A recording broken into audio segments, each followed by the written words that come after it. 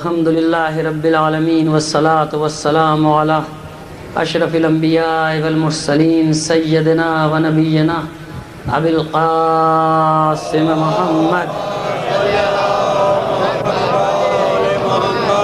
وآلہ الطیبین الطاہرین المعصومین ولعنۃ اللہ علی اعدائہم مجمعین من الآن الى قیام یوم الدین. اما بعد فقد قال اللہ تعالی فی کتابہ المبین وہو اصدق القائلین وقولہ الحق. بسم اللہ الرحمن الرحیم. من المؤمنین رجال صدقوا ما عاہدوا اللہ علیہ ومنہم من قضى نحبا ومنہم من ينتظر وما بدلوا تبدیلا. صلوات بھیجیں محمد علیہ محمد.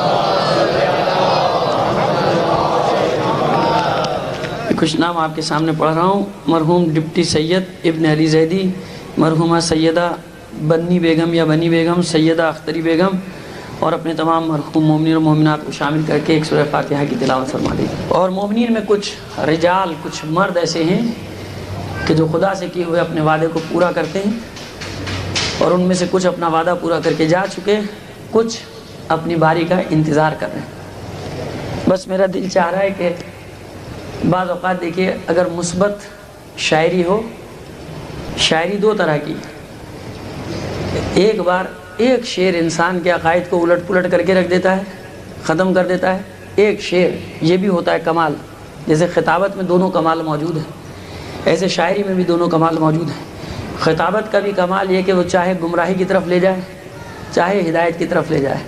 شاعری میں بھی یہ کمال موجود ہے. کبھی ایک شعر انسان کے عقیدوں کو الٹ کے رکھ دیتا ہے، اور کبھی ایک شعر 10 مجلسوں میں انسان کوشش کرتا ہے جس پیغام کو دینے کی. شاعر کبھی یہ کمال دکھاتا ہے کہ ایک شعر میں اس کو پیغام کو دے جاتا ہے.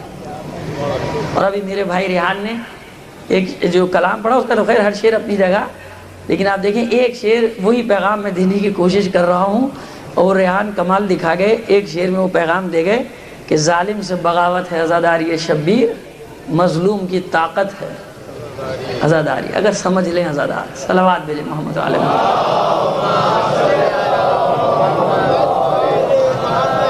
بغاوت کے بغیر عزاداری کا تصور ہی باطل ہے عزیزو. جہاں بغاوت نہیں ہے وہاں عزاداری ہی نہیں ہے. اگر ظالم سے، ظلم سے بغاوت ہی کا تصور ہی نہیں ہے، پھر کیسی عزاداری ہے شبیر؟ پھر کیسی عزاداری ہے حسین؟ پہلے تو ظلم سے بغاوت، اس کا اعلان ہی ہے. یہ ماتم کیا ہے؟ ظلم سے بغاوت کا اعلان ہے. تو یہ اعلان ہی نہ ہو، انسان کہے کہ میں عزادار ہوں، اس کو پتہ ہی نہیں پھر عزاداری کیا ہے. اسی لیے تو ظالم گھبراتا ہے اور کوشش کرتا ہے کہ عزاداری کو روک دیا جائے، ماتم کو روک دیا جائے، جلوس کو روک دیا جائے، کیونکہ وہ جانتا ہے کہ اگر یہ سمجھ گئے عزادار تو سوائے ظلم سے بغاوت کے تو اور کچھ بھی نہیں ہے اس میں. صلوات بھیجیں محمد علیہ محمد. عزیزان محترم، بس آج قیام کا آغاز ہے جو میں تاریخ لے کے چلا ہوں، لیکن آج وہ پہلا قیام کہ جس نے بنیاد فراہم کر دی دوسرے قیام کی، اور جو صرف اسی لیے اٹھے تھے کہ بس ہمیں کھڑے ہونا ہے اور شہید ہو کے حسین کی بارگاہ میں چلے جانا ہے. یہ پہلا قیام جو جناب سلیمان بن سلد خزائی اور ان کے جانثار ساتھیوں نے یا لسارات الحسین کا نعرہ لگایا تھا، اے خون حسین کا انتقام لینے والوں. یہ وہ لوگ ہیں کہ جو میں نے کل عرض کیا تھا کہ 4,500 شیعہ جو قید میں تھے، اور قید میں روتے تھے کہ ہمیں امام کی نصرت کرنے کا موقع نہیں ملا. آج پہلا حصہ مجلس کا اسی طرف ہے، دوسرے حصے میں پھر جناب مختار کے قیام کا جد و جہد کا آغاز. عزیزان محترم، کل میں نے عرض کیا کہ یہ جزید ملعون واصل جہنم ہوا، اور ایک افراتفری اور ایک انتشار کی کیفیت ہر جگہ کیفیت پیدا ہو گئی. ابن زیاد یہ جو بصرے اور کوفے دونوں کا والی تھا، کوفے میں اس کا نائب تھا عمرو بن حریث. جیسے یزید کی موت کی خبر پہنچی ہے، کوفے کے شیعوں نے گھروں سے نکلے، حملہ کیا، عمرو بن حریث کو بے دخل کر دیا، نکالا، اور سب سے پہلا کام یہ کیا کہ ان 4,500 شیعوں کو جو کئی برس سے بدترین قید کی زندگی گزارے تھے، ان کو رہا کرایا. انہی قیدیوں میں جناب سلیمان بن سلد خزائی، جناب مسیب، جناب عبداللہ ابن سعید، جناب عبداللہ ابن وال، اور جناب ابراہیم بن مالک اشتر، اور جناب سعد ابن حذیفہ یمانی. یہ وہ لوگ کہ جو انتظار کر رہے تھے کہ امام کوفے تشریف لائیں گے، ہم ان کی نصرت کریں گے، لیکن اس سے پہلے ہی ان کو قید میں ڈال دیا گیا، یہ قید خانے کو توڑ دیا گیا، یہ 4,500 قیدی قید سے رہا ہو گئے۔ اور جناب سلیمان کے گھر پہ اجتماعات پھر شروع ہوئے، اور ان کا ایک ہی نعرہ ہے بس کہ ہم نے نصرت نہیں کی کربلا میں، بس اب ہمارا ایک کام ہے کہ ہم قاتلان حسین سے جا ٹکرائیں گے، اور جب تک شہادت کے درجے پر فائز نہیں ہو جاتے ہم ان کو قتل کریں گے، امویوں کو، اور خصوصاً ابن زیاد۔ اور ادھر عبداللہ ابن زبیر سے مایوس ہو کے جناب مختار واپس چلے۔ راستے میں خبر ملی کہ شیعہ نے کوفہ نے زندان کو توڑ دیا ہے، قیدی رہا ہو گئے، اور جناب سلیمان بن سرد خزائی کے گھر پر اجتماعات ہو رہے ہیں اور خروج ہونے والا ہے۔ تو بہت خوش ہوئے جناب مختار کہ اب میں سلیمان کے ساتھ مل کر، اور جناب سلیمان بن سرد خزائی کی عمر میں بتا چکا کہ 90 سے 93 سال تاریخوں میں ملتی ہے۔ آپ یہ دیکھیں کہ اگر نصرت امام کا جذبہ ہو تو پھر عمر کی کوئی قید نہیں ہوتی، 90 سال کا ہو، 92 سال کا ہو، 93 سال کا ہو۔ صلوات بھیجیے محمد علیہ محمد۔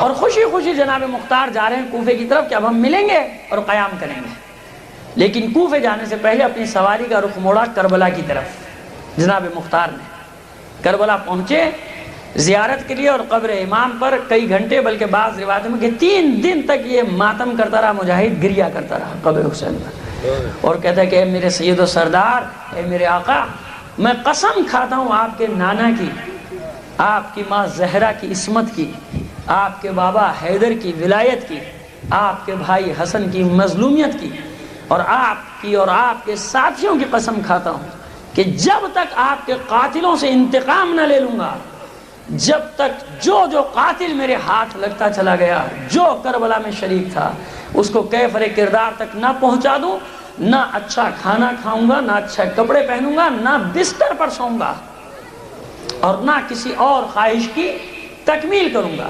3 دن تک یہ عہد کرتا رہا مختار، روتا رہا۔ اس کے بعد کوفے میں داخل ہوا، اور ادھر کوفے میں جناب سلیمان کے گھر پہ یہ 4,500-5 ہزار مومنین کا اجتماع ہے، لیکن جناب ابراہیم بن مالک اشتر ان سے الگ ہو گئے، یہ اپنے گھر جا کے بیٹھ گئے۔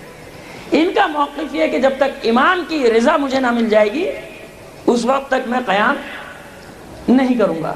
اور جناب سلیمان کیونکہ خط لکھنے والوں میں شامل تھے، لہٰذا اب جناب سلیمان بن سرد خزائی کہتے ہیں کہ اب ہمارے پاس کوئی چارہ نہیں، کیونکہ ہم نے خط لکھا تھا امام نے، اور ہم نصرت نہ کر سکے، ہم زندان میں تھے، لہٰذا ہم پر واجب ہے کہ ہم خون حسین کا انتقام لیں، حملہ کریں، بصرے کی طرف چلیں، کیونکہ ابن زیاد ملعون بصرے میں ہے، بصرے پہنچیں اور اس ملعون کو واصل جہنم کریں۔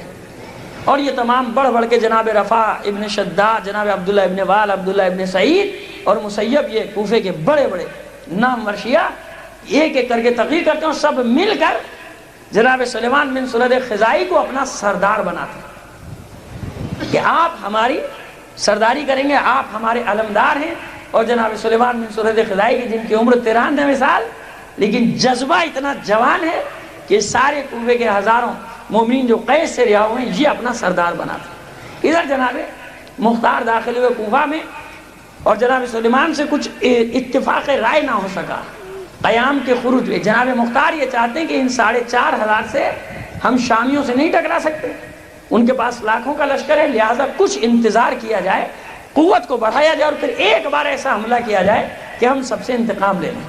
جبکہ جناب سلیمان کا موقف یہ کہ ہم زندگی چاہتے ہی نہیں، ہم تو یہ چاہتے ہیں کہ اپنے عہد کو وفا کریں اور کربلا والوں کے ساتھ ملحق ہو جائیں۔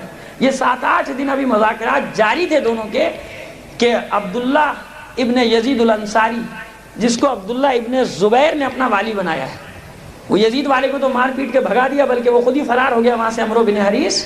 اب یہ عبداللہ ابن یزید الانصاری، یہ عبداللہ ابن زبیر کی کیونکہ بیعت ہر طرف پھیلتی جا رہی ہے، یہ اس کی طرف سے والی بنا ہے۔ یہ سلیمان سے نہیں گھبرائے، عمر سعد اور شیس ابن ربیع وغیرہ جو کوفے میں بڑے بڑے قاتلان حسین یعنی جرم قتل حسین میں شریک تھی، یہ گھبرائے مختار سے۔ یہ پہنچے فوراً عبداللہ ابن یزید انصاری کے پاس کہ دیکھ سلیمان کا مسئلہ نہیں ہے، سلیمان جو ہے وہ تو امویوں کے پیچھے جا رہا ہے، ابن زیاد کے پیچھے جا رہا ہے، لیکن مختار برملا ہر ایک سے یہ کہہ رہا ہے کہ میں ایک ایک قاتلان حسین کو جو کربلا میں شریک تھے ان کو قتل کروں گا، تو ان کو کسی طرح سے قابو کر لو۔ تو تو اب ان کو 9 ہی دن ہوئے تھے کہ انہوں نے بھیجے اپنے سپاہی، پھر ان کو گرفتار کر کے پھر زندان میں ڈال دیا جناب مختار کو۔ تو جناب مختار پھر زندان میں چلے گئے، اور جناب سلیمان نے اپنے مجاہدین کو لیا جن کا نعرہ یہ تھا یا لسارات الحسین، جن کو بعض مورخین نے توابین کا گروہ لکھا، جبکہ غلط ہے۔ توابین کا گروہ لکھا یعنی انہی نے توبہ کی کہ ہم نے امام کی نصرت نہیں کی اور بعد میں نصرت کی۔ توابین کیا معنی ہے؟ مثلا یہ تو قید میں ہے، زندان میں ہے، توبہ کا کیا مسئلہ ہے؟ یہ توابین نہیں ہے، بلکہ انہی نے نعرہ لگایا تھا یا لسارات الحسین، اے خون حسین کا انتقام لینے والوں آؤ، ہم چل کے خون حسین کا انتقام لے۔ تو یہ توابین کا گروہ نہیں ہے۔ توابین کا گروہ وہ ہے کہ جس نے معافی مانگی، توبہ کی، یعنی تھا کوفے میں اور شرکت نہ کر سکا، نہیں یہ تو قید میں تھی، تو زندان میں تھی۔ یہ نکلے بصرے کی طرف، ادھر بصرے میں اس ملعون کو یہ خبر ملی۔ آج بھی ایسی سلسلہ جائے گا اسپیڈ کے ساتھ، آپ اپنی سماعتوں کو بھی تیز رکھیے گا، کیونکہ مجلسیں کم ہیں، 8 یا 9، جن میں سے آج 5 ہیں، اور مواد جو ہے وہ زیادہ ہے میرے پاس۔ سوال بھیجیے محمد، صلوات بھیجیے محمد آل محمد۔ ادھر ابن زیاد گھبرا گیا جب اس نے دیکھا کہ افراتفری مچ گئی، انارکی پھیل گئی بلاد اسلامیہ میں، اور معلوم ہوا کہ عبداللہ ابن زبیر کی تیزی سے بیعت ہو رہی ہے، اور ادھر سلیمان بن سرد خزائی میری تلاش میں بصرے کی طرف چل پڑا ہے۔ اب یہ گھبرا گیا، لیکن اس نے اپنی گھبراہٹ بصرے والوں پہ ظاہر نہیں کی، کوفہ بھی اس کے ہاتھ سے نکل گیا۔ عثمان ابن زیاد کو یہ واقعات تفصیلیں جن کو میں مختصر کر رہا ہوں، صرف ٹو دی پوائنٹ بات کرنا چاہ رہا ہوں، اپنے بھائی کو نائب بنایا اور پھر اپنے خاص حواریوں سے کو جمع کر کے کہتا ہے تم میں سے کون ہے جو مجھے بچا کر دمشق تک پہنچا دے، کیونکہ حالات خراب ہے۔ اب اس نے اعلان نہیں کیا کہ یزید مر چکا ہے، یہاں تاکہ لوگ اسی کو یہیں پکڑ کے قتل کر دیں گے۔ تو عمر ابن جارود تیار ہوتا ہے، اتنا وعدہ یہ کرتا ہے کہ تیرے وزن کے برابر یعنی 2 برابر ڈبل تجھے سونا دوں گا۔ اتنی تو دولت تھی اس کے پاس جس نے لوٹی تھی، لوٹ مار کر کے جمع کی تھی مسلمانوں کی۔ 2 برابر تجھے سونا دوں گا، تو مجھے یہاں سے نکال لے۔ تو عمر ابن جارود کے 21 بیٹے یہ اپنے لاؤ لشکر کے ساتھ لے کر نکلا رات کی تاریکی میں عبداللہ ابن زیاد کو، عبیداللہ ابن زیاد کو۔ ادھر سے جناب سلیمان بن سرد خزائی کو مخبروں نے اطلاع دی کہ وہ فرار اختیار کر رہا ہے شام کی طرف، راستے میں کمینگاہ میں بیٹھ گئی ہے، بصرے اور شام کے راستے میں۔ اور وہاں جب یہ پہنچا ہے تو انہیں گھیر لیا لشکر کو۔ لشکر کے پہنچنے سے پہلے جناب سلیمان کے اس کو بھی اطلاع مل گئی، کیونکہ اس کے بیٹوں میں اس زمانے میں اگر آپ تاریخیں پڑھیں گے تو لوگوں کی کچھ خصوصیات ہوا کرتی تھی۔ مثلا کان زمین پہ لگا کے بتا دیتے تھے کہ 10 کلومیٹر پہ لشکر آ گیا، 20 کلومیٹر پہ لشکر آ گیا۔ ہوا کو سونگ کے بتا دیتے کہ گھوڑوں کی کتنی تعداد ہے، اونٹوں کی کتنی تعداد ہے۔ اس قسم کی خواص تھے لوگوں کے۔ تو اس کا ایک بیٹا جو تھا اس نے بتا دیا کہ یہاں سے چند کلومیٹر کے فاصلے پر کمیگاہ میں ایک لشکر موجود ہے جس کی تعداد 4 سے 6 ہزار کے درمیان ہے۔ یہی تھی، علم ہے یہ بھی، اس زمانے میں یہ علم حاصل کیا کرتے تھے۔ آج کل آلات ایسے ہو گئے کہ لوگ ان آلات کی مدد سے سیٹلائٹ کے ذریعے سے جاسوسی کر کے بتا دیتے ہیں کہ اس شہر میں کتنے گٹر ہیں، کتنے نالے، یہ سب بتا دیتا ہے سیٹلائٹ، اوپر سے سارا بتا دیتا ہے، سب کچھ بتا دیتا ہے۔ تو کتنے بند ہیں کتنے کھلے ہوئے یہ بھی بتا دیتا ہے۔ یہ آج کل سیٹلائٹ کا کام چل رہا ہے۔ تو عزیزان محترم، اب یہ گھیرا انہوں نے آ کے اس سے پہلے اپنے زیاد کہتے کہ اس کے ہاتھ پیر پھول گئے کہ تو مجھے قتل کر ڈالیں گے، کوفے سے اگر لشکر آ رہا ہے تو اس نے کہا ترکیب یہ کہ تو مجھے صحیح بات بتا کہ پہلے مسئلہ کیا ہے۔ پھر اس نے بتایا کہ دیکھ یزید مر چکا اور قیدی جو ہیں وہ کوفے کے قیدی وہ جیل توڑ کر رہا ہو چکے اور وہ میری تلاش میں، لہذا میری جان بچا۔ اس نے اس کو ناقے کے پیٹ پر باندھا، یعنی پیٹ کے نیچے، جس کو پشت کے نیچے سمجھ لیں، اونٹ کے پیٹ کے ساتھ باندھا اور مشقیں اس کے چاروں طرف کس دی، بیچ میں رکھ لیا اس کو۔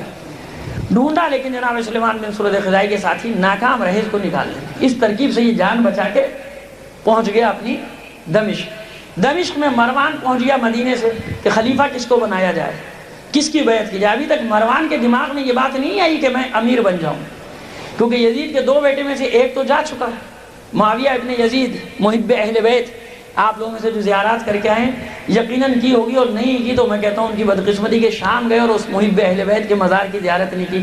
آپ دیکھیے کہ یہ اہل بیت کی محبت کا اعجاز اور یہ کرشمہ اور یہ معجزہ کہ کسی کی قبر کا نشان نہیں ہے، ایک ہی اس خاندان میں محب اہل بیت نکلا، اسی کا مزار دمشق میں بنا ہوا ہے اور اس پہ لکھا ہوا ہے کہ معاویہ ابن یزید محب اہل بیت، یہ لکھا ہے اس کے قبر پہ۔ صلوات بھیجیے محمد آل محمد۔ امویوں میں سے کسی کا نشان نہیں ہے، یا وہاں بھٹی ہے یا کچھ ہے یا کچھ ہے یا کچھ کوئی چیز ہے جہاں نشان عطا پتہ ملتا ہے، لیکن اس کے بیٹے کی قبر پہ لکھا ہے معاویہ ابن یزید محب اہل بیت، لکھ دیا تاکہ لوگوں کو پتہ چل جائے کہ یہ وہ نہیں ہے بھائی۔ تو اس پہ مومنین جاتے ہیں، درود سلام زیارت کرتے ہیں۔ تو بھائی ہم تو یہ کہتے ہیں کہ ہماری دشمنی کسی خاندان سے نہیں ہے، اگر اس خاندان میں بھی اہل بیت کا چاہنے والا ہے تو ہم اس کے نوکر ہیں، ہم اس کے نوکر ہیں۔ تم نہیں جاتے، ہم تم نہیں جاتے، ہم زیارت کرنے جاتے ہیں۔ اس لیے زیارت کرنے جاتے ہیں کہ اس نے تخت کو ٹھوکر مار دی تھی یہ کہہ کر کہ اس تخت پہ خون حسین ہے، جس تخت سے خون حسین کی بو آتی ہو، جس کی بنیاد اہل بیت کے خون پر ہو، میں اس تخت پہ نہیں بیٹھوں گا۔ اور اس کی ماں نے کہا تھا کہ کاش تو پیدا ہوتے ہی مر گیا ہوتا، اور ٹھوکر مار کے چلا گیا، اور اس کو قتل بھی کر دیا گیا، اس کو زہر دے روتا ہوا چلا گیا۔ اس نے کہا میں اس تخت پہ نہیں بیٹھوں گا۔ اور دوسرا بیٹا خالد ابن یزید وہ ہے کم سن۔ اب یہ جب پہنچا ہے ابن زیاد یہاں شام میں، اور دیکھا کہ افراتفری مچی ہوئی ہے، کوئی کہہ رہا ہے عبداللہ ابن زبیر کی بیعت کرو، کوئی کہہ رہا ہے نعمان بن بشیر کی بیعت کرو، کوئی کہہ رہا ہے اس کی بیعت کرو۔ تو اب اس نے اس کے دماغ میں ڈالا مروان کے، ابن زیاد نے کہ کیا غضب کرتا ہے تو اپنی بیعت کیوں نہیں کرتا، اپنا ہاتھ لا میں تیری بیعت کرتا ہوں، اور دیکھ میں اتنا مال لے کر آیا ہوں کہ جتنا یزید دیتا تھا تو اس سے تو 10 گنا ابھی ان فوجوں کو دے دے، یہ سب تیرے ساتھ ہو جائیں گے، تیری بیعت کر لیں گے۔ اور خالد ابن یزید کمسن بھی، اور پھر یزید کا بیٹا ہے، جھوٹا ہے، دغاباز ہے۔ پھر ابن زیاد نے کہا کہ دیکھ یزید کے حکم پر میں نے سب کچھ کیا، اور بعد میں یزید نے سب میرے اوپر ڈال دیا کہ قتل حسین تو ابن زیاد نے کیا تھا، میرا حکم تھوڑی تھا۔ تو کہا یہ اسی کا بیٹا ہے، لہذا تو، اور ایک راستہ اور بتاتا ہوں کہ یزید کی ماں سے، خالد ابن یزید کی ماں سے تو عقد کر لے تو اور پکا ہو جائے گا تو خلیفہ۔ اب یہ لالچی تو تھا، اس کو کسی نے یہ لائن دی نہیں تھی پہلے، اب یہ لائن جو ملی اس نے ڈھیر لگا دیا اشرفیوں، جب اس کا مال اترا ہے، مال و دولت کا، یہ سب تیرا ہے، تو خلیفہ بن جا، باقی میں سنبھال لوں گا عراق کو، کوفے کے شیعوں کو میں دیکھ لوں گا، لیکن اس وقت تو یہ سنبھال۔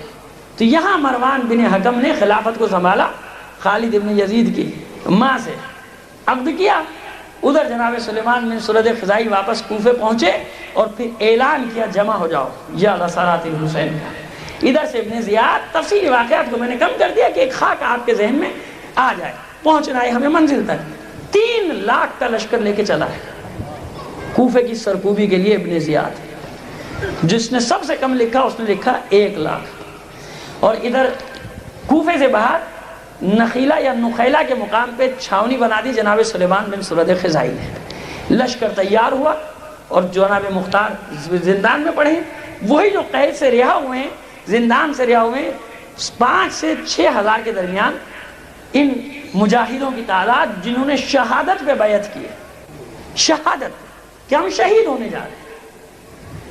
یہ جب لشکر تیار ہوا تو اب خطبہ دیا جناب سلیمان بن سرد خزائی نے، اس 93 سالہ مجاہد نے کھڑے ہو کر کہ دیکھو ہم اپنے عہد کو پورا کرنے جا رہے ہیں، ہمیں کربلا والوں سے ملحق ہونا ہے، اور دیکھو اب ہم جا رہے ہیں شام کی طرف۔ لوگوں نے منع کیا کہ لاکھوں کے لشکر کا مقابلہ کا، ہمیں مقابلے سے غرض نہیں ہے، ہم تو موت پر کودنے جا رہے ہیں، ہم موت کو پکڑنے کے لیے جا رہے ہیں۔ ہم تو اس بات پہ آج تک ہمیں اس بات کا غم ہے کہ ہم زندہ کیوں رہے، کربلا کا واقعہ ہو گیا، ہم کربلا میں کیوں نہ تھے۔ یہاں خطبہ دیا کہ دیکھو میں اگر شہید کر دیا جاؤں تو میرے بعد مسیب کے بعد عبداللہ ابن سعید، اس کے بعد عبداللہ ابن وال، اور اس کے بعد یہ رفاعہ ابن شداد علمدار ہوگا۔ اس طرح یہ لشکر چلا، پہلے پہنچا کربلا۔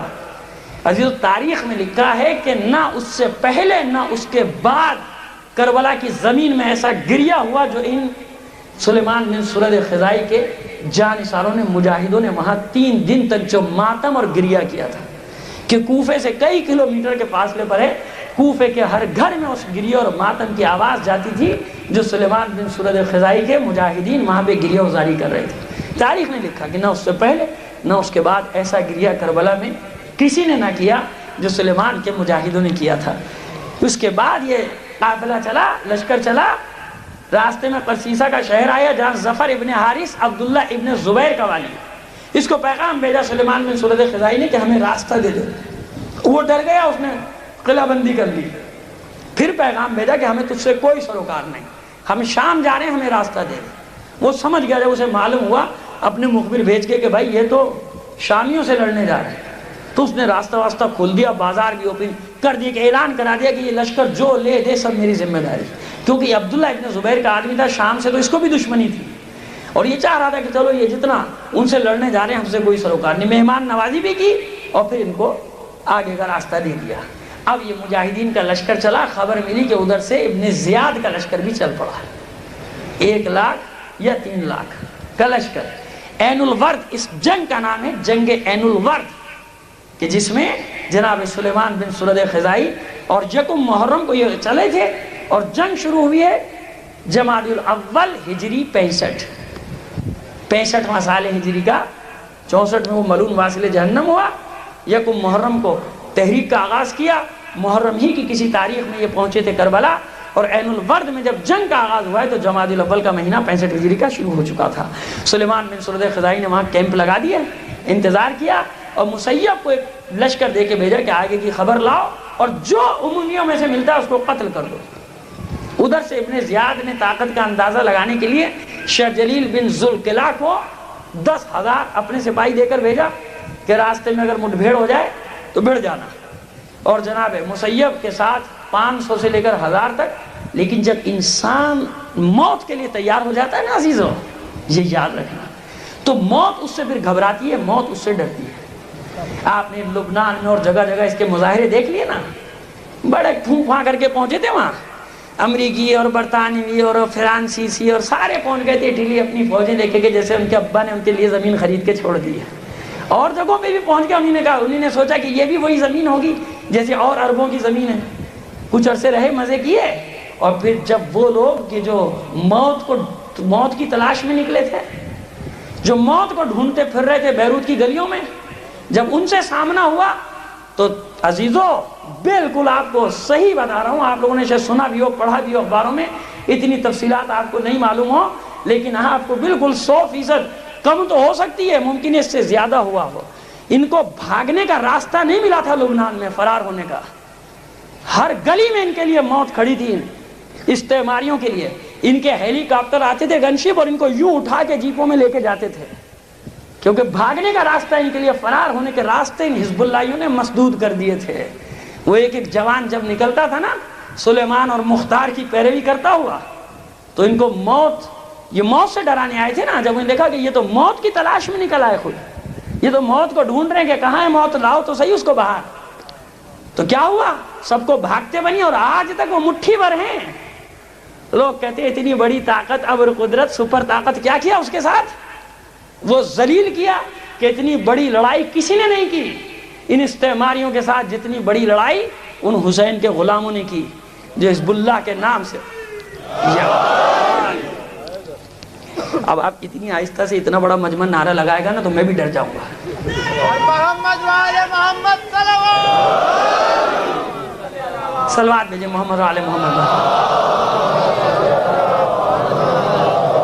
بات یہ کہ میں تو آپ سے تقاضا کرتے ہی نہیں نعرے کا، لیکن بابا جب لگاؤ تو پھر نعرے کو نعرے کی طرح لگاؤ، نہیں تو نہیں لگاؤ، پتہ تو چلے نا۔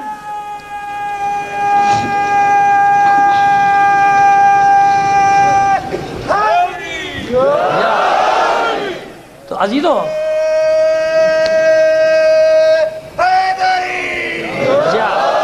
بس اب یہ لشکر تو نکلے ہی مرنے کے لیے، اس کو کائے کا خوف؟ یہ ان 10,000 پہ جا کے ٹوٹ پڑے، 500 سے 1000، اور اتنا زبردست حملہ کیا کہ ان میں سے جو بچے تھے وہ ایسے بھاگے کہ ان کو راستہ ہی نہیں ملا کہ کہاں جائیں، اور جو بچے کچھ ابن زیاد کے لشکر میں پہنچے تو ابن زیاد کہتے کہ بدبختو تمہیں ہوا کیا، کس سے تم بھڑ گئے، کتنا بڑا لشکر ہے؟ انہوں نے کہا یہ تو ہمیں نہیں پتا کتنا بڑا لشکر ہے، لیکن ان میں سے ایک ہمارے 20 25 پر بھاری ہے۔ وہ تو نکلے مرنے کے لیے، 20 یا 25 مجاہد شہید ہوئے، اور وہاں کا تاریخ کہتی کہ 3-4 ہزار کا پتہ ہی نہیں چلا کہ وہیں قتل ہو گئے، غرق ہو گئے، دریا میں، نہر میں بھاگ گئے، کیا ہوا کچھ پتہ نہیں چلا۔ جذبہ ایسا تھا نا۔ اس کے بعد اس نے دوسرا لشکر بھیجا، اس سے مٹبھیڑ ہوئی ان کے لشکر کی، اس 20,000 کے لشکر کو بھی انہوں نے آدھے سے چوتھائی کو یا آدھے کو واپس بھیجا۔ اب ابن زیاد نے کہا کہ میں خود چلتا ہوں۔ اب یہاں مقابلوں کے بعد 4,000 سپاہی، اور وہاں سے جو آ رہے ہیں بچے کچھ 2,65,000 2,65,000۔ عین الورد کا مقام بیچ میں نہر کو لیا ہوا ہے، دریا کو لیا ہوا ہے، دریائے فرات پتہ نہیں کہاں سے بہتا ہوا نکلتا ہے عراق میں، اگر آپ نقشے میں دیکھیں گے تو عین الورد کے پاس سے بھی گزر رہا ہے۔ فرات کے اس طرف ان کے مورچے، فرات کے سامنے ابن زیاد نے آ کے اپنے ڈیرے ڈال دیے۔ یہ مورچے پار کر کے نکلے، وہاں آخری خطبہ دیا سلیمان نے کہ دیکھو ہم مرنے کے لیے نکلے ہیں، ہم اپنے عہد کو پورا کرنے کے لیے نکلے ہیں۔ اور جب جنگ شروع ہوئی تو پہلے دن 1000 ان کے جانباز، اور تاریخ کہتی ہے کہ 35,000 ابن زیاد کے سپاہی واصل جہنم ہوئے۔ ایسا حملہ، ایک دن کی جنگ۔ لیکن عزیزو ادھر تو 3000 رہ گئے نا، ادھر پھر بھی 2.25 لاکھ۔ دوسرے دن کی لڑائی میں 10,000 ادھر 500 ادھر کے شہید ہوئے۔ اب اس طرح جب 8 دن کی جنگ ہو چکی تو 72 مجاہد زخمی حالت میں باقی بچے، اور اس کا لشکر پھر بھی 1.5 لاکھ سے زیادہ کا باقی ہے۔ جب یہ 72 یا 73 رہ گئے 8ویں دن کی لڑائی کے بعد، تو ان میں سے کچھ دلیروں نے آگے بڑھ کر مشورہ دیا کہ سلیمان اگر تو اس مشورے کو قبول کر لے کہ اب ہم پیچھے ہٹ جائیں، واپس چلے جائیں اور پھر کمک جمع کر کے لائیں اور پھر حملہ کریں، تو جناب سلیمان کہتے کہ نہیں، میں واپس جانے کے لیے آیا ہی نہیں، جب تک یہ اموی میرے سامنے ہے میں واپس جانے کے لیے نہیں آیا، میں لڑنے کے لیے آیا ہوں اور شہادت کے درجے پہ فائز ہونے کے لیے آیا ہوں۔ اور وہ جتنے مجاہد تھے زخمی حالت میں کھڑے ہو گئے سلیمان کے ساتھ کہ سلیمان ہم سب تیرے ساتھ ہیں۔ رات کو سویا سلیمان، اور خواب ہر تاریخ نے نقل کیا سلیمان بن سرد خزائی کا۔ سلیمان بن سرد خزائی کہتے ہیں کہ میں نے خواب میں دیکھا کہ میں ایک باغ میں ہوں، ایسا حسین باغ کہ جس کا میں تصور نہیں کر سکتا، خوبصورت باغ جس میں نہریں بہہ رہی ہیں طرح طرح۔ ابھی میں حیران ہوں کہ میں نے ایک مخدرہ کو دیکھا کہ جو چادر میں حجاب میں ملبوس ہے، لیکن اس کے جلال کو دیکھ کر مجھ پہ کبھی طاری ہو گئی، مجھ پہ ہیبت طاری ہو گئی۔ اور اس نے ٹھنڈے لہجے میں مجھ سے کہا کہ سلیمان کیوں گھبرا رہا ہے، کیوں پریشان ہو رہا ہے؟ میں کوئی اور نہیں، تیرے رسول کی زوجہ خدیجہ ہوں، خدیجہ ہوں۔ اور دیکھ یہ میں نے تاریخ میں جو پڑھا ہے وہ بیان کر رہا ہوں، ممکن ہے کہ میں بعض لفظ کم تو کر دوں لیکن بڑھانے کی عادت میری نہیں ہے، یہ ذہن میں رکھیے گا۔ آپ کہیں سوچیں کہ میں اپنی طرف سے کچھ اضافہ کر دوں، نہیں، یہ میری عادت، کم ضرور کر دیتا ہوں کہ کچھ الفاظ کے کہیں آپ سن نہ سکیں، تحمل نہ کر سکیں، میں کم کر دیتا ہوں۔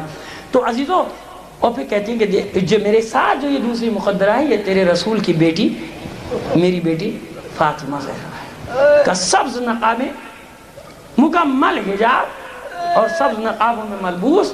اور پھر کہا سلیمان، مجھے ایک کوزہ دیا کہ سلیمان یہ پانی ایک ظرف دیا کہ اپنے زخموں پر ڈال لے، اور بس کچھ دیر میں تو ہمارے پاس آنے والا ہے۔ سلیمان تجھے مبارک ہو، تو نے ہماری محبت کا حق ادا کر دیا۔ سلیمان تو نے ہماری محبت کا حق ادا کر دیا، اور کل زوال کے وقت تو ہمارے پاس پہنچ جائے گا۔ بس عزیزو یہ بشارت ہوئی، اور ایک دم سے جناب سلیمان خواب میں چلاتے ہیں لا الہ الا اللہ محمد رسول اللہ علی ولی اللہ، یہ نعرہ بلند کیا۔ تو جو اور اصحاب تھے وہ اٹھ بیٹھے، آنکھ کھلی تو دیکھا سرہانے ایک ظرف رکھا ہوا ہے جس میں پانی ہے۔ اپنا خواب بیان کیا، فوراً اس پانی کے چھینٹے اپنے بدن پہ، اپنے ساتھیوں کے بدن پہ ڈالے، زخم بھر گئے، زخم بھر گئے۔ اور اب جو دیکھا تو وہ ظرف غائب۔ تمام جانثاروں کو یقین ہو گیا کہ ہم کربلا والوں سے ملحق ہونے جا رہے ہیں۔ تو اب یہ سوچی کہ اب ان کا حملہ کیسا ہوگا، اب ان کا حملہ کیسا ہوگا۔ جب ان کو بشارت دے دی سیدہ نے اور خدیجہ نے، تو اب ان کے حملے کا کیا عالم ہوگا۔ اب جو صبح حملہ کیا ہے تو زوال تک ہزاروں کو ان 72 نے کاٹ کے رکھ دیا، اور زوال کا جو وقت تھا، بس جس وقت کا سلیمان بن سرد خزائی بے چینی سے انتظار کر رہا تھا، وہ وقت آیا، اور اس پر تیروں کا مے برسا، شہید ہوا۔ اس کے بعد علم سنبھالا مسیب نے، وہ درجہ شہادت پہ فائز ہوا۔ عبداللہ ابن سعید، عبداللہ ابن وال، ایک ایک کر کے جانثار شام تک شہادت کے درجوں پہ فائز ہوتے رہے۔ آخری میں رفاعہ ابن شداد 9 جانثاروں کے ساتھ زخموں سے چور باقی بچا۔ رات کی تاریکی ہوئی، جنگ رک گئی۔ جب جنگ رکی تو یہ 9 جانثار باقی، سارا دن یہ 62 یا 63 افراد مقابلہ کرتے رہے۔ اب اس کے بعد ایک مشورہ دیتا ہے رفاعہ کو کہ رفاعہ دیکھ، ہم نے اپنے عہد کو پورا کیا ہے، اب ہم مقابلہ کر بھی نہیں سکتے، اور اب میرا مشورہ ہے کہ اس دین کو بچا لے، اس جنگ کو جو ہم نے لڑی ہے اس کو بچا لے تاریخ میں، اور ہم منتشر ہو جاتے ہیں صبح ہونے سے پہلے، الگ الگ ہو جاتے ہیں۔ تمام یہ مشورہ کرتے ہیں، اور بعض جگہوں پر ہے کہ یہ فال بھی لیتا ہے آیات الہی سے، رفع ابن شداد، اور اس کے بعد یہ طے کرتے ہیں کہ جب رات تاریک ہو جائے گی تو ہم 9 افراد مختلف سمتوں میں نکل جائیں تاکہ جو جنگ، یہ سلیمان بن سرد خزائی کا جو جہاد ہے یہ باقی رہ جائے، یہ زندہ رہ جائے۔ عزیزو ادھر یہ 9 افراد پراگندہ ہوئے، دوسرے دن سعد ابن حذیفہ یمانی کمک لے کر پہنچا کوفے سے، لیکن جنگ ختم ہو چکی تھی۔ صلوات بھیج دیجئے محمد و آل محمد پر۔ عزیزان محترم، آج اگر آپ کے 5-10 منٹ لے لوں زیادہ تو مذائقہ تو نہیں؟ صلوات بھیج دیجئے محمد و آل محمد۔ یہ آپ کا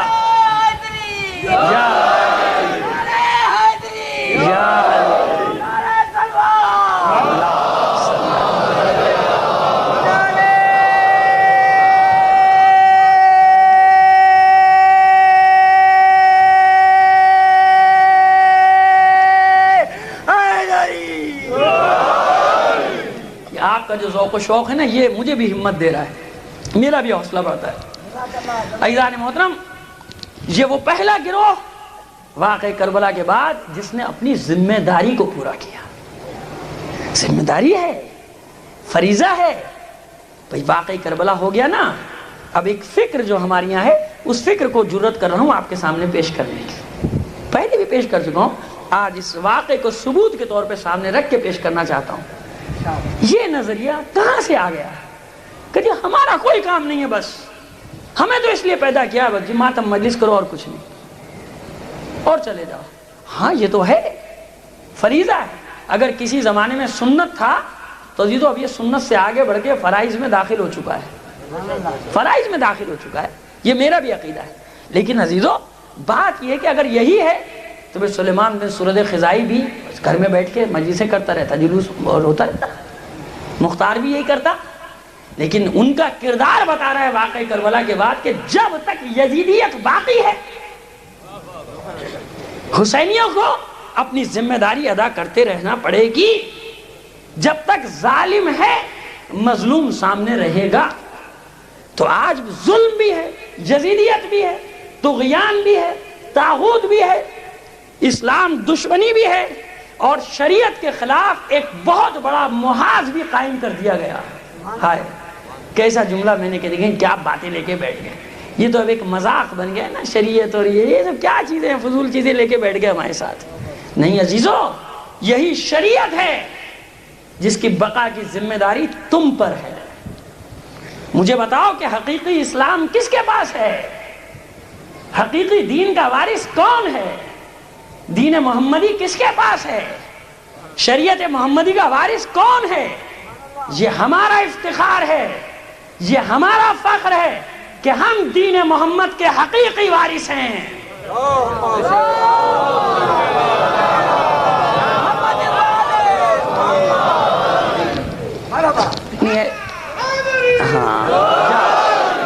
الگ الگ کر کے لگایا کہ نا، ایک نے سلوات کیا، ایک نے پتہ ہی نہیں چلا سلوات ہوئی کہ نعرہ ہوا، تقسیم کر کے سلوات بھیجیے محمد علی محمد پر۔ وارث ہے نا ہم، تو جب وارث ہیں دنیا کہیں بھی جائے، اشاروں میں ایک بات کہتا چلوں آپ سے، حقیقی وارث ہم ہیں۔ ہر بازار میں، ہر مارکیٹ میں 2 قسم کا مال ہوتا ہے نا، اصلی اور نقلی۔ ایک میں تکرار نہیں کرنا چاہتا، اشارہ دینا چاہتا ہوں، اس ماں سے تو سبق حاصل کرو کہ جب تمہارے مولا نے فیصلہ کیا تھا کہ اس بچے کے 2 ٹکڑے کر دو، 2 مائیں تھی نا، 2 مائیں تھی، ایک کہتی تھی میرا، ایک کہتی تھی میرا، مولا نے کہا 2 ٹکڑے کرو، آدھا اس کو دے دو آدھا اس کو دے دو، تو ایک نے بڑھ کر کہا تھا میرا نہیں ہے اس کو دے دو۔ اس نے دیکھا کہ میرے بچہ کٹ جائے گا، مر جائے گا، اس کو بچانے کے لیے کچھ دیر کے لیے دے دو، مہلت تو مل جائے گی، موقع تو مل جائے گا، جوان ہوگا، اس کا خون جوش مارے گا، موقع مل سکتا ہے، بتا سکتی ہوں، سمجھا سکتی ہوں کہ تو میرا بیٹا ہے۔ تو جو اصلی ہوتا ہے عزیزو، اس کو حفاظت کی ذمہ داری ہے، بچانا اس کی ذمہ داری ہے، اصلی بھی موجود ہے، نقلی بھی موجود ہے۔ ہم پر کتنے ہی ظلم و ستم ہوں، یاد رکھنا، ہم کتنی مصیبتوں کا شکار ہوں، ہم کتنے مظالم کا شکار ہوں، لیکن عزیزو شریعت کا دفاع کسے کرنا ہے؟ ہمیں کرنا ہے۔ اس دور میں بھی اہل بیت نے بنو امیہ اور بنو عباس کے زمانے میں بھی جب بطور کلی اسلام کے دفاع کی بات آتی تھی تو سینہ سپر ہوتے تھے اور اپنے مومنین کو بھی یہی سبق دیا کرتے تھے. تو عزیزو جب تم حقیقی وارث ہو تو پھر دفاع بھی تمہیں کرنا ہے. جعلی مال کتنا ہی بازار میں پھیلا ہوا ہو ہمیں اس سے کوئی غرض نہیں ہے. ہمیں حقیقی شریعت کو دینا ہے, دنیا کو دفاع کر کے بتانا ہے کہ ہم وارث ہیں, ہمارے پاس اسلام ہے, باقی کچھ نہیں ہے. یہی ہے اسلام جو ہمارے پاس ہے. صلوات بھیج دے محمد آل محمد.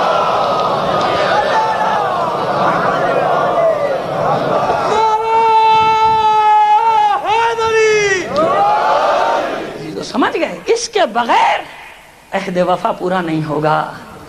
وہ عہد وفا جو سلیمان بن سرد خزائی اور اس کے ساتھیوں نے ادا کر دیا, پورا کر دیا اس عہد کو. مختار اور اس کے جانثاروں نے, زید شہید نے, یا ابن زید شہید, تاریخ بھری ہوئی ہے ان سرخ مجاہدوں سے کہ جنہوں نے اس انقلاب کو زندہ رکھا, سینہ بسینہ پہنچاتے رہے لوگوں تک پیغام کہ دیکھو یہ ہے حقیقی دین, یہ ہے حقیقی حسینیت. اس راستے پر چلتے رہو گے, بظاہر تم ختم بھی ہو جاؤ گے لیکن تمہارا ذکر انقلاب بن کر زندہ رہے گا زمانے میں. زندہ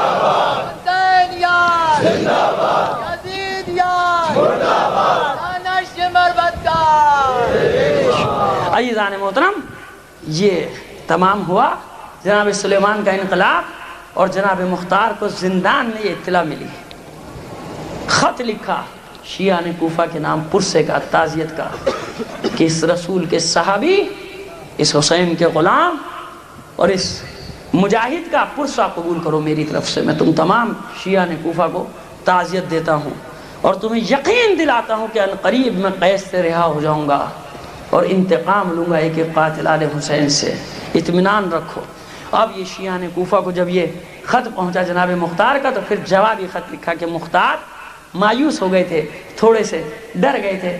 بابا یہ زندگی ہے, اس میں ہوتا رہتا ہے, معمولی شکستوں سے انسان مایوس تھوڑی ہوا کرتا. یہ تو قیامت تک کا معرکہ ہے, اس میں ایسا تھوڑی ہوتا ہے.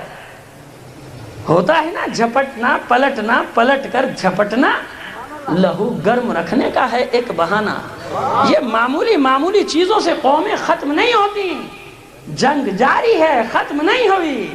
تو جناب سلیمان کا جہاد ختم ہوا, کوفے کے شیعوں پہ تھوڑی سی مایوسی چھائی کہ دیکھو اتنا بڑا قیام ہوا تھا, کوئی فائدہ نہیں. ادھر سے مختار کا پیغام پہنچا, مت گھبراؤ, جنگ ختم نہیں ہوئی, ابھی مختار باقی ہے, آ رہا ہے. ایک دم ان کا حوصلہ پھر بڑھ گیا کہ نہیں ابھی ایک باقی ہے. خط لکھ کے بھیجا کہ مختار ہمیں تیری بات پر یقین ہے اور ہم سب اب تیری بیعت میں ہیں, ہم سب تیری بیعت میں.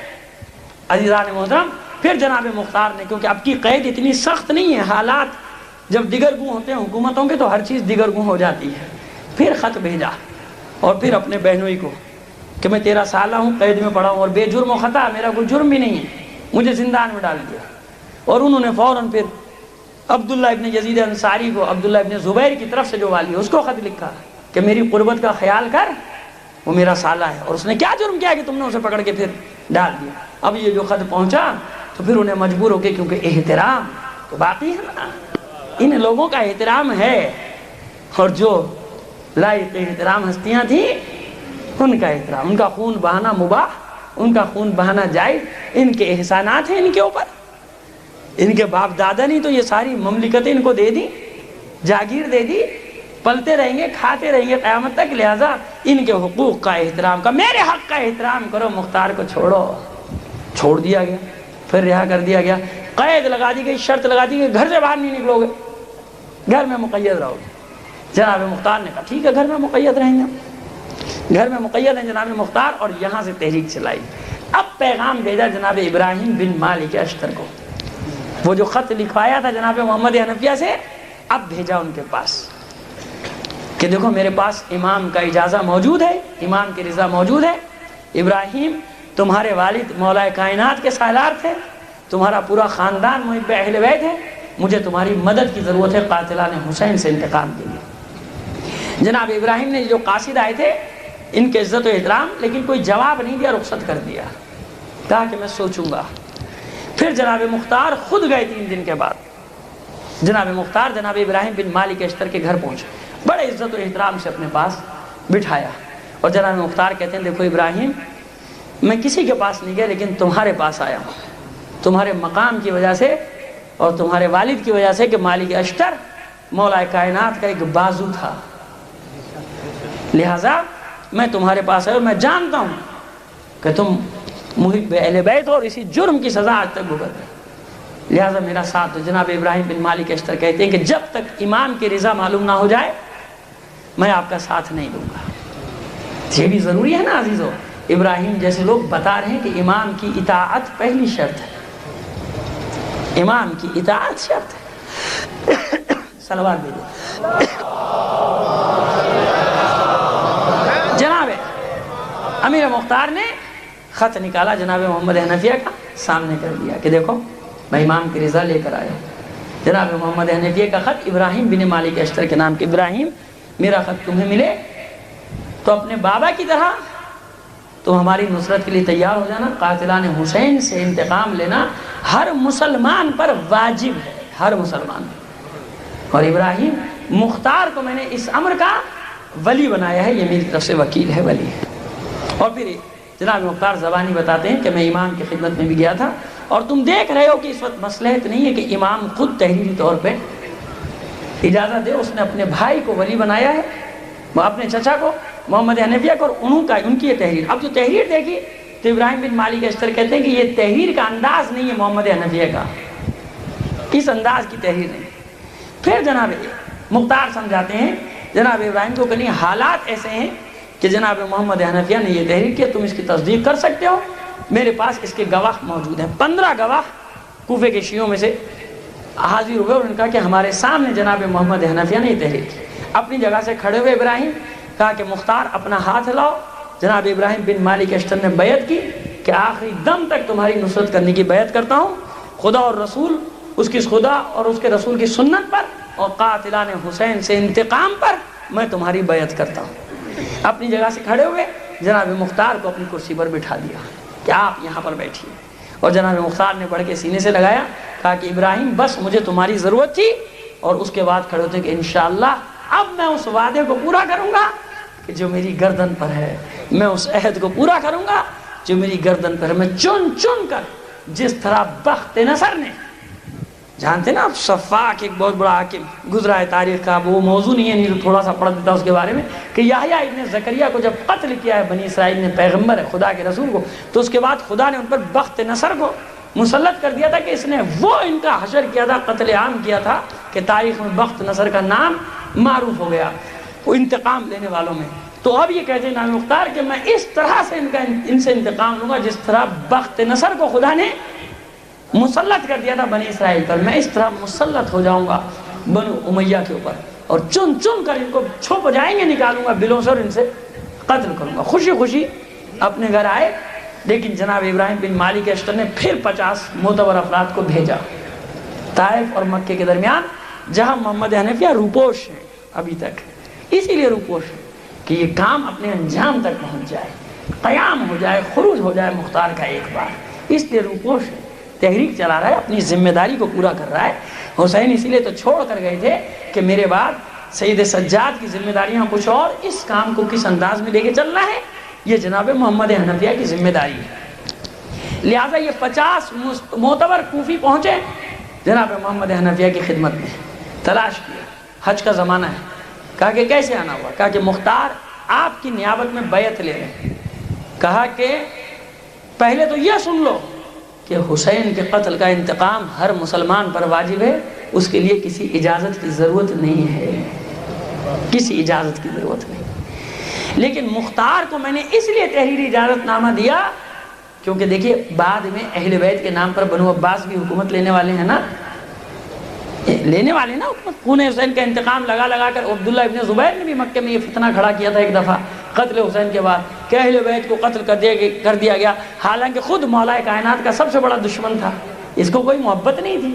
تو اس لیے میں نے تحریری اجازت نامہ دیا کہ یہ میری طرف سے ولی ہے اس امر کا، میں نے اس کو بنایا ہے۔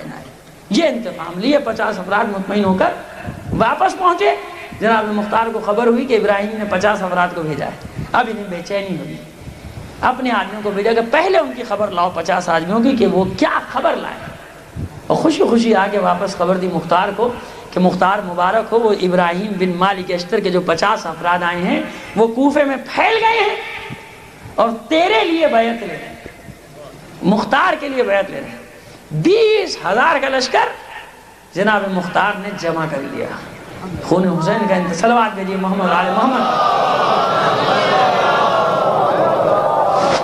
عزیزان محترم، یہاں پہ میں نے، کیونکہ میں جانتا ہوں کہ صاحبان علم کا مجمع ہے کہ جو کتابوں سے بھی وہ رکھتے ہیں، شوق رکھتے ہیں، مطالعہ کرتے ہیں، تو ایک دو چیزیں میں نے عمدن چھوڑ دی ہیں، وقت کی کمی کی وجہ سے مطالعہ کرتے ہیں، تو یہ اعتراض نہ ہو کہ آپ نے وہ واقعہ چھوڑ دیا، کیونکہ میں ایک ایک واقعہ بیان کرنا شروع کروں گا تو پھر مشکل ہو جائے گی۔ کہ جیسے حجاج بن یوسف جب مسلط ہو گیا، یہ ملعون مروان تو 9 مہینے میں ختم ہو گیا تھا، اسی کی بیوی نے، یعنی خالد بن یزید کی ماں نے تکیے سے اس کا گلا والا گھونٹ کے اس کو مار دیا۔ اس کے بعد بیٹھ گئے عبد الملک ابن مروان، یہ ابھی اسی دور میں 65-66 ہجری کا، یہ جب جناب سلیمان بن سلد خزائی کے جانثار شہید ہوئے، ان کے سر کاٹ کے بھیجے گئے ہیں وہاں، تو اس کے 1-1.5 مہینے کے بعد ہی عبد الملک بن مروان مسلط ہو گیا مسلمانوں کے اوپر، سفاک ترین حکمران، کہ جس نے قرآن کو لے کر کہا تھا کہ اب آج سے تیرے اور میرے درمیان جدائی، اب میں خلیفہ بن گیا، اب تیرا میرا راستہ جدا۔ لوگ ہوتے ہیں نا کہ پہلے جب تک نہیں ملتا تو اللہ اللہ، اور جب سب کچھ مل گیا ان کا اب تم ادھر، ہمارا الگ، ہمارا راستہ یہ، تمہارا راستہ یہ، لہذا اس کے بعد کیا ہوا کہ عبد الملک بن مروان نے عراق کا گورنر بنایا حجاج بن یوسف ثقفی کو۔ یہاں سے حجاج تاریخ میں داخل ہوا، یہ خبیث ترین انسان، تاریخ کے جو 8 خبیث ترین انسان ہیں۔ ایک کتاب میں نے بچپن میں پڑھی تھی، فیروز سنس کی چھپی ہوئی، غالباً 68 یا 69 کی بات ہے، 5ویں چھٹی میں تھا، تو اس کتاب کا نام تھا دنیا کے 8 خبیث ترین انسان، جس میں نیرو کا ذکر تھا اور یہ راسپوتین وغیرہ بہت سا، اس کا چنگیز خان کا تھا، وہاں حجاج بن یوسف کا بھی ذکر تھا۔ اب میں نے دوبارہ جب لاہور سے جا کے تلاش کیا کہ وہ کتاب مل جائے مجھے دوبارہ، تو اب اس کا نام ہے دنیا کے 7 خبیث ترین انسان، حجاج بن یوسف کو نکال۔ یہ تو ہماری آنکھوں کے سامنے ہو رہا ہے، میں نے آپ کو بتا دیا سنوی کے 68-69 کی یہ کتاب ڈھونڈ لیجیے آپ، فیروز سنس کی، تو 8 نام ہے اس کا، اب ہے 7، کیونکہ اس کی خباثت اب لوگوں کو نہیں لگا کہ اس کا خبیثوں میں نام نہیں آنا چاہیے، اب اس کو ہیرو بنانا چاہیے، اب اس کو ٹی وی پہ ڈراموں میں پیش کرنا چاہیے۔ تو یہ ہے جناب، جو چاہے آپ کا حسن کرشمہ ساز کرے، جو چاہیں آپ کریں، کہ اس خبیث کو ہیرو بنا کے پیش کیا جا رہا ہے ٹی وی پہ، اخباروں میں، رسالوں میں۔ بڑا مجاہد تھا وہ تو اسلام کا، یقیناً آپ کا مجاہد ہوگا اسلام کا۔ خدا کا شکر ہے کہ ایسے خبیثوں میں سے کوئی، کسی کو ہم نے اپنی تاریخ میں ہیرو نہیں بنایا۔ صلوات بھیج دیجیے محمد آل محمد۔ تو اس حج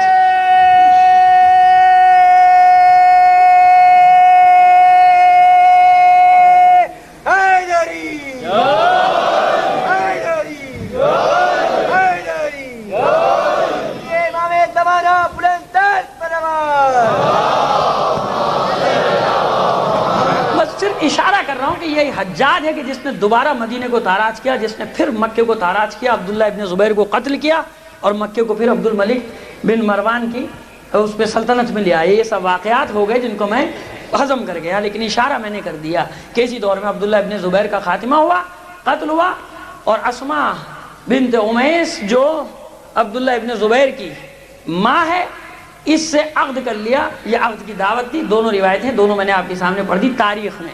ایک میں کہ دعوت دی کہ مجھ سے نکاح کر لو عظمہ سے، ایک میں کہ کر لیا، ایک میں تھا کسی دعوت دی، ہوا نہیں ہوا اس کا نہیں معلوم۔ تو یہ حجاج نے منجیقیں برسوائیں، اس 2 بار، دوسری بار تاراج کیا، اور 2 بار اس نے اپنے، جب میں عراق میں گورنر تھا تو 2 بار گرفتار بھی کروایا جناب امیر مختار کو، جب اس کی حکومت آ گئی، کیونکہ عبداللہ ابن زبیر کا تو خاتمہ ہو گیا، اس کی تو چھٹی ہو گئی، اس کے والی بھی سب گئے۔ لیکن دونوں بار یہی ہوا کہ جب قتل کرنا چاہتا ہے، کبھی تلوار گر جاتی ہے، کبھی وہ اندھا ہو جاتا ہے، جلاد آگے بڑھتا ہے، اور کبھی ایسا ہوتا ہے، صلوات بھیجیے محمد اور آل محمد۔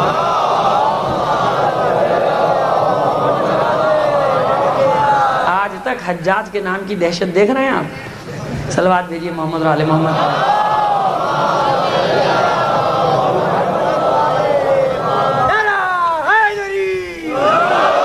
کبھی حجاج آگے بڑھا تو سانپ نے، وہ جلاد آگے بڑھا تو سانپ نے ڈس لیا، اور مختار مسکرا کے کہتے ہیں کہ ایسا کر حجاج تو خود آگے بڑھ جا مجھے قتل کرنے کے لیے، کیونکہ مختار اسے کہہ رہے کہ تو مجھے قتل نہیں کر سکتا جب تک میں قاتلان حسین سے انتقام نہ لے لوں۔ جب 2-3 جلادوں کا یہ شروع ہوا تو مختار نے کہا حجاج تو خود کیوں نہیں آ جاتا آگے، تو آگے مجھے قتل کر اور پھر اپنا انجام دیکھ، کیونکہ مجھے رسول سے خبر ملی ہے، مجھے میرے مولا سے خبر ملی ہے کہ مجھے قتل ہی نہیں کر سکتا تو جب تک میں قاتلان حسین کو ان کے انجام تک نہ پہنچا دوں۔ اور آخر میں یہ ہوا کہ عبد الملک بن مروان کی چٹھی پہنچی اس کے پاس کہ بھائی وہ ہمارے بڑے کے صدقے میں چھوڑ دے، اس کو رہا کر دے، فوراً اس سے سروکار نہ رکھ۔ تو یہ بڑے نے کہیں کہیں یہ کام بھی دکھایا، یہ بھی خدا کی مصلحت۔ پھر ان کا نام یوں نہیں لیتا بار بار روز کیا آپ سمجھ رہے ہیں، 3 دن سے میں نام لیے جا رہا ہوں۔ پھر ان بڑے کی درخواست پہ چھوڑ دیا گیا جناب امیر مختار کو، پھر رہا ہو گئے جناب امیر مختار۔ یہ حجاج بن یوسف کو میں اس لیے اشارتاً لایا ہوں کہ کہیں آپ تاریخ میں پڑھیں ذکر آ جائے، آپ کہیں مولانا نے ذکر ہی نہیں کیا، میں اس لیے لایا کہ یہاں سے عبد الملک بن مروان کا زمانہ شروع، اور اب اس کے بعد جناب ابراہیم بن مالک اشتر کی بیعت، اور اب جناب مختار منصوبہ بندی کرتے ہیں کہ ہمیں کس تاریخ کو خروج کرنا ہے، کس تاریخ کو کوفے پر قبضہ کرنا ہے، اور کس انداز میں ہمیں قاتلان حسین کو ڈھونڈنا ہے۔ بعض قاتلان حسین کو انعام بھی دیا ہے، اکرام بھی دیا ہے، ان کی خدمت بھی کی ہے، تو تاریخ نے الزام لگا دیا کہ قاتلان حسین کا ہوتا تو اس کی خاطر تواضع کیوں کرتا۔ یہ چالیں تھی، حکمت عملی تھی جناب مختار کی، کہ آپ میں جب آگے بیان کروں گا کہ کیوں ان کے ساتھ یہ نیکیاں کی اور بعد میں پکڑ کے ان کی گردن مار مور برابر کر دیا، کیونکہ سفارشیں آ جاتی تھی، جیسے ان کی سفارش آتی تھی ایسے عبداللہ ابن عباس کسی کی سفارش بھیج رہے ہیں، عمر سعد کیا اس کی، تو اب جناب مختار پریشان کہ کیا کروں، تو پھر اس کے لیے دوسرا چکر چلاتے تھے، وہ قتل ہو جاتا تھا، انجام کو پہنچ جاتا، کہتے بھائی مجھے پتہ ہی نہیں چلا، اور انہیں جا کے مار مور دیا، ختم کر دیا اس کو، ہمیں کیا پتا، ہمیں تو بعد میں پتہ چلا، بڑا افسوس ہوا کہ وہ قتل ہو گیا، اگر پہلے پتہ چل جاتا ہم اس کو مرنے ہی نہ دیتے، بچا لیتے، چھوڑ دیتے۔ صلوات بھیج دیجئے محمد آل محمد پر۔ نہیں بیٹا بس ایزان محترم، اس سے زیادہ آج آپ کو زحمت میں نہیں دوں گا، یہاں تک میں لے آیا، حالانکہ مجھے امید نہیں تھی، میٹر یہ اس قسم کا ہے کہ کچھ میرا بھی دل نہیں چاہتا کچھ چھوڑ دوں، کچھ واقعہ چھوڑ دوں، کچھ کیا کروں، لیکن یہ کہ بہرحال انشاءاللہ ایک منزل تک لے آؤں گا۔ اور عزیزان محترم، ایک اقبال کے چند مصرے آپ کے سامنے پیش کرنا چاہتا ہوں اپنے اس تقریر کے اوپر جو آپ سن رہے ہیں 4-5 دن سے جس انداز کو، لیکن اس میں بھی ایک میسیج ہے۔ میں نے کہا نا کہ شاعر کبھی اپنے 4 مصروں میں 5 مصروں میں وہ بات کہہ جاتا ہے کہ جس کو کوشش کرتا ہے انسان زندگی بھر وہ پیغام پہنچانے کی۔ انداز بیاں گرچہ بہت شوق نہیں ہے، شاید کہ تیرے دل میں اتر جائے میری بات، یا وسعت افلاک میں تکبیر مسلسل، یا خاک کی آغوش میں تسبیح و مناجات، وہ مذہب مردان خداگاہ ہو خدا مست، یہ مذہب ملا و جمادات و نباتات۔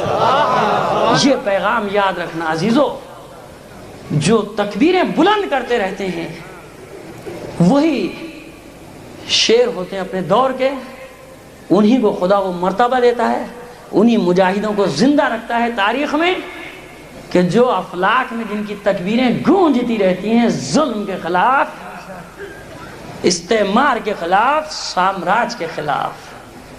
سمجھ گئے نا آپ؟ یا وسعت افلاک میں تکبیر مسلسل، 2 مذہب بتا رہا ہے اقبال، یا خاک کی آغوش میں تسبیح و مناجات۔ یہ اپنے لیے کر رہا ہے، اس کو اپنی فکر ہے، اس عابد کو، اس زاہد کو، اس کو صرف اپنی فکر ہے کہ میری نجات ہو جائے۔ بغل میں دبائی مناجات کی کتاب، چلا گیا کسی گوشے میں، قبرستان میں، یا کسی مزار پہ جا کے بیٹھ گیا، اس کو اپنی فکر ہے۔ اور جو افلاک کی وسعتوں میں تکبیر بلند کر رہا ہے اس کو انسانیت کی فکر ہے۔ تو کس کا مرتبہ بلند ہوا؟ جو صرف اپنی نجات کی فکر کر رہا ہے، یا پورے معاشرے کو ظلم و ستم سے نجات دلانا چاہتا ہے؟ یہ پیغام دیا ہے اقبال نے، یا وسعت افلاک میں تکبیر مسلسل، یا خاک کی آغوش میں تسبیح و مناجات، وہ مذہب مردان خداگاہ ہو خدا مست، یہ مذہب ملا و جمادات و نباتات۔ صلوات بھیجیں محمد آل محمد پر۔ تو عزیزان محترم، بس اس پیغام کو سمجھ لو کربلا کے کیا مقصد ہے، کیوں عزاداری کو زندہ رکھا جائے۔ یہ تازیانہ ہے عزاداری ظلم پر، سامراج پر، استعمار پر، ضرب کاری ہے، ایسی ضرب جو 1400 سال سے مسلسل لگ رہی ہے، اور استعمار اس سے پیچھا چھڑانا چاہتا ہے، اس کا پیچھا نہیں چھوٹتا، پیچھا چھڑانا چاہتا ہے، اس کا پیچھا نہیں چھوٹتا، اور جب تک ایک حسینی بھی روئے زمین پر باقی ہے، یہ ضرب کاری اس کے بوسیدہ پیکر پر لگاتا رہے گا، لگاتا رہے گا۔ صلوات بھیج دے محمد آل محمد۔ بس اسی پیغام کو لیے ہوئے اسی پیغام کو لیے ہوئے بظاہر اسیروں اور ستم رسیدوں اور مظلوموں کا قافلہ، اور اگر بباطن دیکھو تو کربلا کے بعد پہلا لشکر حسینیوں کا جا رہا ہے شام کو فتح کرنے، جس کی قیادت، جس کی علمداری زینب کے ہاتھ میں ہے، جس کا سالار سید سجاد اور علمدار زینب کبریٰ۔ ایک مختصر سے لشکر کو چند بیویاں، چند بچے بے کجاوا اونٹوں پر سوار، ہاتھ پسے پشت بندھے ہوئے صحرا کا سفر جاری ہے۔ یہ ظالم سمجھ رہے ہیں کہ ہم انہیں قید بنا کر لے جا رہے ہیں، ہم فتح کا لشکر لے کر جا رہے ہیں، انہیں کیا معلوم کہ یہ چند بیویاں شام کو فتح کرنے جا رہی ہیں، یہ حسین سے کیے ہوئے وعدے کو پورا کرنے جا رہی ہیں۔ عزاداران حسین، آپ نے اکثر سنا ہوگا، پڑھا بھی ہوگا، اور شاید مشاہدہ بھی کیا ہو بعض لوگوں نے کہ کربلا سے شام تک کا جو راستہ ہے نا قیدیوں کا، اس راستے میں کئی کلومیٹر کے فاصلے پر کچھ قبریں ہیں چھوٹی چھوٹی سی، اور ان قبروں کے بارے میں کوئی نام پتہ نہیں ہے، بس لکھا ہے کہ جب اسیروں کا قافلہ جا رہا تھا گر جاتا تھا، یہ ملعون تیزی سے دوڑاتے تھے اپنے ناکوں کو، اور جب کوئی گر جاتا تھا تو یہ قافلے کو روکتے نہیں تھے، اور وہ صحرا میں تڑپ تڑپ کر جان دے دیتا تھا، اور پھر جب کوئی گزرتا تھا وہاں سے قبر بنا دیتا تھا، تو قریب کی بستی کا آتا تھا قبر بنا دیتا تھا۔ عزاداران حسین، جب یہ اسیروں کا قافلہ کربلا سے چلا ہے، 112 سے 250 تک کی روایات ہے کہ بیویاں اور بچے اس قافلے میں تھے۔ میں کم والے کو لے لیتا ہوں 112، اور جب یزید کے دربار میں پہنچے تھے تو کتنے تھے؟ صرف اور صرف 12 اسیر، 12 اسیر، پڑھ لیجئے گا، صرف 12 اسیر۔ 100 اسیروں کے ساتھ کیا ہوا عزیزہ؟ یہ جو کربلا سے شام تک کے راستے میں قبریں بکھری ہوئی ہیں، یہ ان مظلوم بچوں اور سیدانیوں کی قبریں ہیں کہ جو ناکوں سے گر جاتے تھے، اور یہ ملعون قافلے کو روکتے نہیں تھے، اور یہ صحرا میں تڑپ تڑپ کر جان دے دیتے تھے۔ اور اس کا ثبوت وہ واقعہ ہے کہ جب راہ شام میں وہ نیزہ جس کی نوک پر سر حسین نصب ہے، اس شقیق کے ہاتھ سے چھٹا اور ریت میں گڑ گیا۔ کتنے جتن کیے جاتے ہیں لیکن سر حسین آگے بڑھنے کا نام نہیں لیتا۔ شمر نے تازیانہ اٹھایا، بڑھا سید سجاد کی طرف۔ شمر کا تازیانہ سید سجاد کی پشت مبارک۔ پوچھو اپنے بابا سے کیوں آگے نہیں بڑھے؟ بیمار کربلا نے زنجیروں کا لنگر سمیٹا، آئے بابا کے پاس، بابا کربلا سے کوفہ اور کوفے سے یہاں تک اب میری پشت میں طاقت نہیں رہی تازیانے سے، بابا آپ آگے کیوں نہیں بڑھتے؟ میرا دل کہتا ہے عزادارو، حالانکہ پڑھتے ہیں علماء ذاکرین، لیکن میں نے کیونکہ روایت میں نہیں پڑھا، پس میں کہتا ہوں میرا دل کہتا ہے، اور کوئی بعید نہیں کہ حسین کی آنکھوں سے اشک جاری ہو گئے اپنے بیٹے کا حال دیکھ کر۔ بیٹا سید سجاد میں جانتا ہوں، مجھے معلوم، لیکن بیٹا میں کیا کروں؟ میرے سینے پر سونے والی سکینہ قافلے سے بچھڑ گئی، جب تک میری بچی واپس نہیں آئے گی میں آگے نہیں بڑھوں۔ عزادارو سمجھ میں آ گیا؟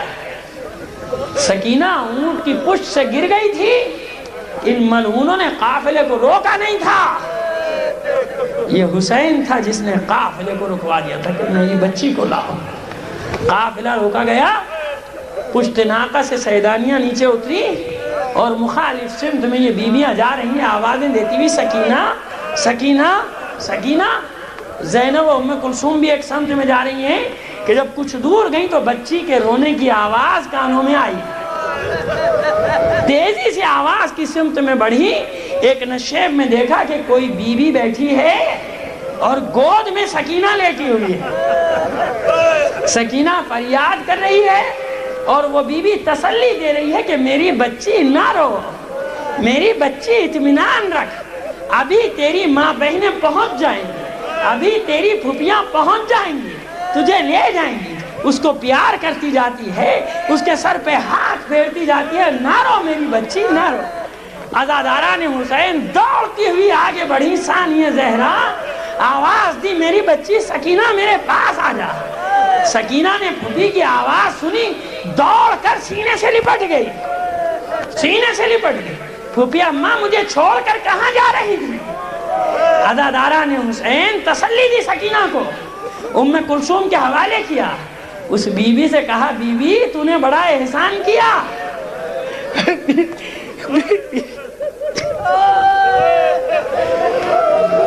تو نے بڑا احسان کیا، تیرا بہت شکریہ.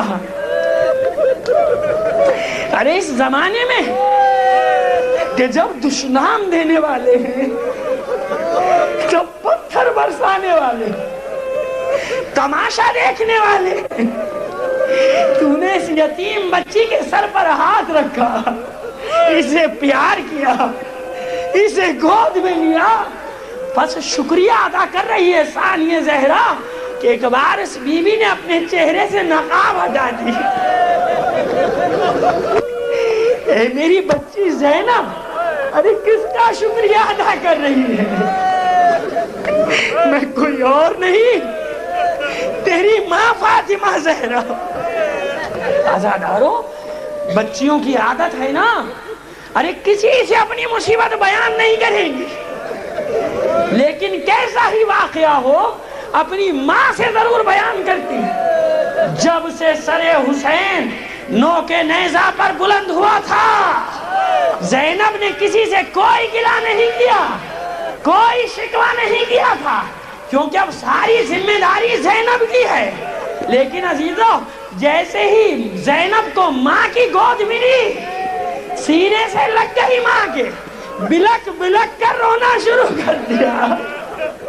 اے اماں اب آئی ہو، سارا گھر اجڑ گیا. جس حسین کو تو نے چکیاں پیس پیس کر پالا تھا، 3 دن کا پیاسا کربلا میں قتل کر دیا گیا. اماں میرا بھائی عباس بازو قلم کر دیے گئے. ایک ایک ظلم زینب بیان کر رہی ہے، روایت ختم ہو گئی.